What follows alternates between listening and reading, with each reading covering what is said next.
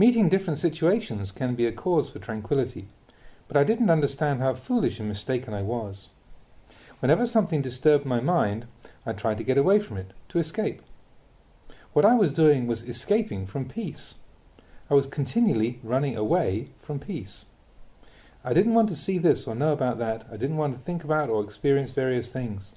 I didn't realize that this was defilement. I only thought that I needed to remove myself and get far away from people and situations so that I wouldn't meet anything disturbing or hear speech that was displeasing. The farther away I could get, the better. After many years had passed, I was forced by the natural progression of events to change my ways.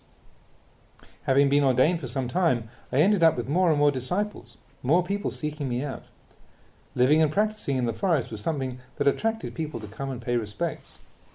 So as the number of followers increased, I was forced to start facing things. I couldn't run away anymore. My ears had to hear sounds, my eyes to see. And it was then, as an Ajahn, that I started gaining more knowledge.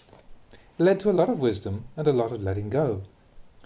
There was a lot of everything going on, and I learned not to grasp and hold on, but to keep letting go. It made me a lot more skillful than before. When some suffering came about, it was okay. I didn't add on to it by trying to escape it. Previously in my meditation, I had only desired tranquility. I thought that the external environment was only useful insofar as it could be a cause to help me to attain tranquility. I didn't think that having right view would be the cause for realizing tranquility. I've often said that there are two kinds of tranquility. The wise have divided it into peace through wisdom and peace through samatha, concentration. In peace through samatha, the eye has to be far from sights, the ear far from sounds, the nose far from smells, and so on. Then, not hearing, not knowing, and so forth, one can become tranquil. This kind of peacefulness is good in its way. Is it of value? Yes, it is, but it is not supreme. It's short-lived. It doesn't have a reliable foundation.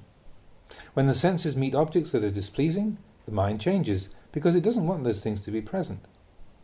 So the mind always has to struggle with these objects, and no wisdom is born, since the person always feels that he's not at peace because of those external factors. On the other hand, if you determine not to run away, but to look directly at things, you come to realize that lack of tranquility is not due to external objects or situations, but only happens because of wrong understanding. I often teach my disciples about this. I tell them, when you are intently devoted to finding tranquility in your meditation, you can seek out the quietest, most remote place where you won't meet with sights or sounds, where there is nothing going on that will disturb you. There the mind can settle down and become calm because there is nothing to provoke it. Then, when you experience this, examine it to see how much strength it has. When you come out of that place and start experiencing sense contact, notice how you become pleased and displeased, gladdened and dejected, and how the mind becomes disturbed. Then you will understand that this kind of tranquility is not genuine.